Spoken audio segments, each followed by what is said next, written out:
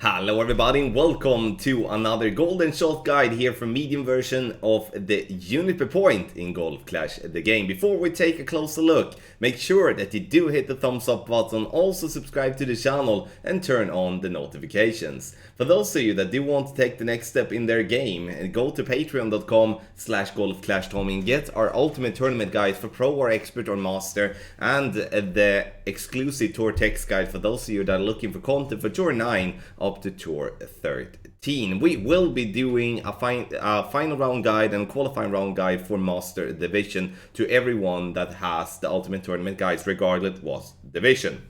Link directly in the description down below. So, Juniper point, hole number 2. We have played this one many times before, which also means that we know that this one is really good. So we do have obviously the different chests that we can win. We do have all from the Onyx chest, which is the hole-in-one chest.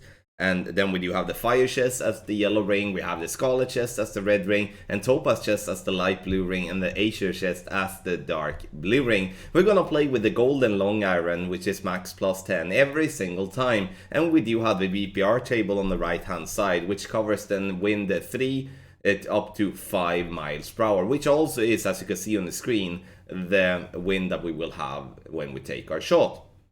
Press the question mark on the top right to find frequently asked questions about the golden shot. If you do experience an error or you just have more questions about the golden shot, you press the button called Kontakta oss, which in Swedish is contact us in English. So we do have the Juniper point here. We're gonna take a look at the landing position, which is the same that we have had before. We're not changing anything here. We are just reliving this landing spot. We're gonna minimize that one just a little bit. So you can see here we are looking to start at the top of +1 with the blue ring to the left by the sand line. The ball guideline is irrelevant. We don't really care about that one. We only care about the blue ring's position combined with being at the top of the +1 yard mark. Simple? Yeah, I would say that is very simple and something that makes us play a very consistent and firm landing spot, which obviously always then increases the chances for a drop or to get close. So let's move up and fix the landing spot at start. Top +1 is what we're doing. Slight headwind here, so we're using slightly less than 3 bars of backspin and 0.8 left spin. 4 miles per hour is 2.4 rings, and we're always going to pull over the bullseye. You can see that I'm starting 1.4 before the bullseye and pulling 1 ring over.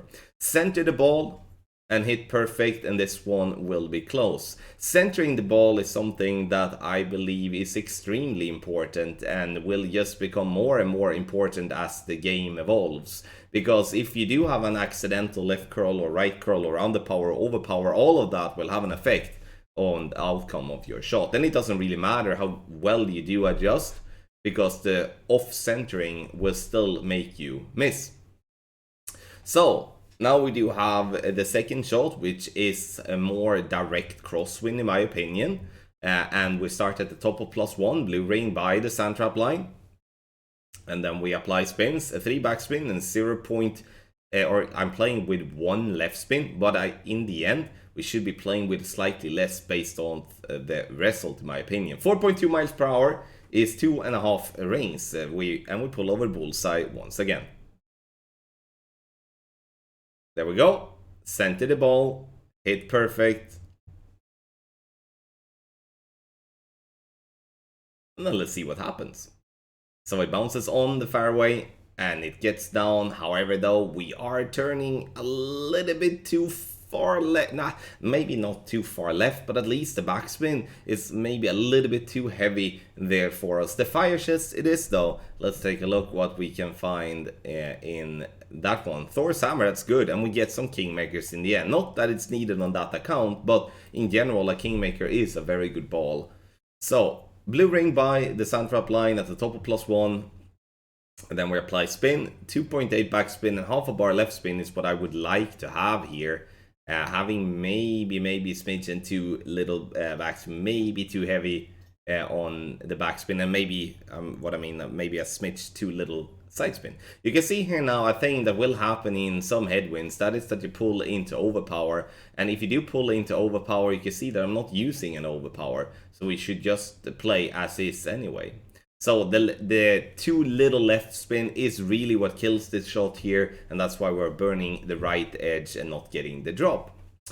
So, we have done a couple of shots here, and we've done some testing. It's time to see if we can push it for an hole-in-one with I would say, slightly northeast angle.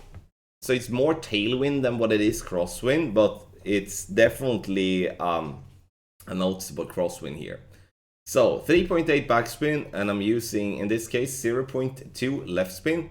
3.4 miles per hour is 2 rings, and once again we shall always pull over the bullseye.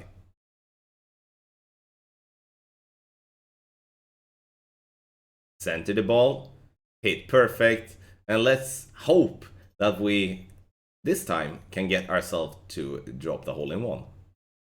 Looks good though, and it rolls, and right at pin for a beautiful hole-in-one. Let's take a look to see what we're getting in the chest here. Fire chest, as we've already got in the hole-in-one, so that's a bit unfortunate for the video here to not see the only chest, but doesn't really matter. We obviously want to get all the chests possible. So now we have a wind coming right to left, which is more crosswind than tailwind in my opinion, but there's definitely some noticeable tailwind here with this angle. Start at the top of +1, and blue ring by the sandtrap line. We're using slight right spin here, half a bar right, and slightly more than 3 backspin, so it's like 3.1 backspin and 0.5 bar of right spin. So an in-between angle is how I read this one, and that's how I will play it as well. We pull over the bullseye, we're gonna play 2.8 rings. You can see I pull over from the 2 ring mark over to the 0.8 mark, and now I need to hurry up because the clock goes quick. Bounces on the fairway, it turns around, we know it's going to be close, and we are lucky enough to get this one right at pin for a beautiful hole-in-one. So now we're going to take a look at the Onyx chest and see what we can get here besides the lovely Kingmakers.